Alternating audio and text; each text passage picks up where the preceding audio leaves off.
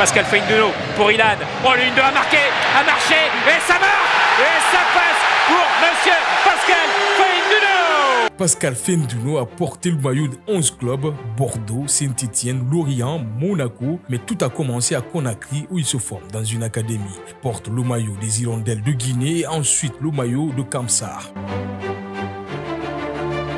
Pascal découvre l'Europe à l'âge de 16 ans, il passe un test au RC Lens, test concluant, mais la météo va un peu le refroidir, il choisit alors de rejoindre les Girondins de Bordeaux. Un homme va le faire progresser, va le prendre sous son aile, l'ancien coach de Bordeaux, Eddie Bob. Il va le lancer dans le grand bain un soir de décembre 1998 face à Bastia. Il va remplacer justement Kaba Diawara. Mais surtout, Pascal Feindouno va entrer dans l'histoire de la Ligue 1, mais aussi des Hirondins de Bordeaux en inscrivant le but du titre au Parc des Princes en 1999 face au PSG, inscrivant le premier but de sa carrière. Feindouno, il y est! Et but à l'instant face au Paris Saint-Germain. Les Girondins de Bordeaux, regardez la joie sur le banc et sur la pelouse, et l'hippop est à terre. Il découvre la Ligue des Champions avec Bordeaux, mais Bordeaux décide de le prêter au FC Lorient et là-bas, il va former un duo d'attaque magique avec Jean-Claude Darcheville. Il va côtoyer aussi Seydou Keita, va remporter la Coupe de France, finaliste de la Coupe de la Ligue face justement à Bordeaux. Après cette saison, Pascal Feindouno revient à Bordeaux avec Jean-Claude Darcheville. En ce moment, les dirigeants bordelais voulaient réformer ce duo, mais ça va moins bien fonctionner en Gironde. Feindouno va devenir un titulaire indiscutable avec Bordeaux. Il va côtoyer Paoletta et surtout dans le vestiaire, il va être costaud.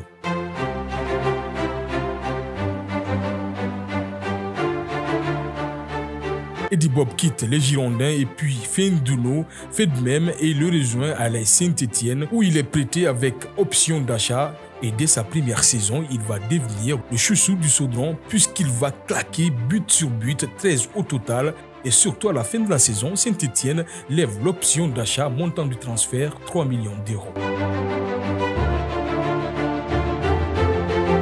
C'est là-bas qu'il va hériter du surnom Zidane Black, surtout Jérémy Zano, le gardien de la Saint-Etienne qui l'appelle comme ça, qui le surnomme comme ça. Il faut dire que ses gestes techniques ressemblent fortement à ceux du champion du monde 98.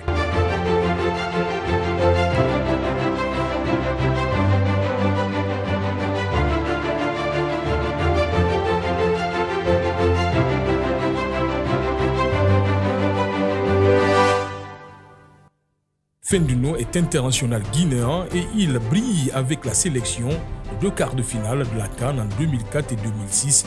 Il perd face au Mali, mais aussi face au Ghana. Mais il est surtout le meilleur buteur en ce moment de la sélection guinéenne, 30 buts, et le plus capé, 93 sélections. En club, Feindouno découvre les joies de la célébrité, sort où fait beaucoup la fête, même la veille de match, par exemple face à Monaco, ce qui a révélé son coéquipier Henrich. Ils sont sortis jusqu'au petit matin, mais ça ne lui a pas empêché d'être performant face à Monaco, puisqu'il a claqué un but et qualifie son équipe pour la Coupe d'Europe. Ça faisait 26 ans que Saint-Etienne attendait ça.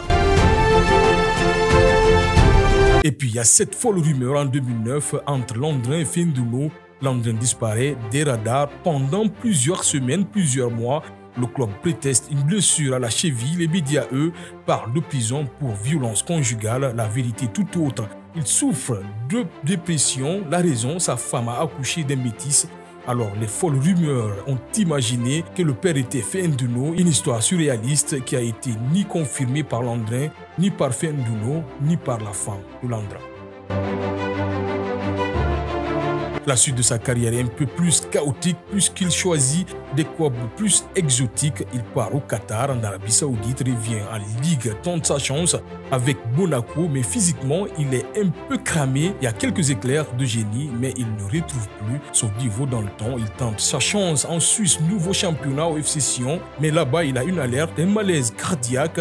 En plein match face au FC Bâle, sa santé se fragilise, mais pas question d'arrêter le foot, c'est sa grande passion. Il tente l'aventure ensuite en Turquie et va à Sedan en national et termine sa carrière en Lituanie.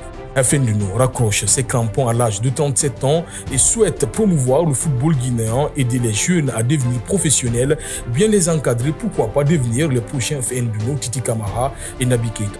Une chose est sûre, tous ces anciens coéquipiers sont unanimes, c'est le meilleur joueur avec lequel ils ont joué, c'est un magicien, il aurait pu avoir une énorme carrière avec ses qualités, mais il a préféré faire la fête, profiter de la vie. Voilà pour la petite histoire de Pascal Fenduno, commentez, likez et partagez. L'une de a marqué, a marché, et ça marche, et ça passe pour monsieur Pascal Fenduno. Et de 7 pour Ilan, 7 pour Fenduno, il ne manque plus que Frédéric Piquion. On le sentait arriver, hein. On sentait cette défense craquer. Et regardez cet homme qui avait déjà marqué face à Nicolas Pinto. C'était ici même en novembre.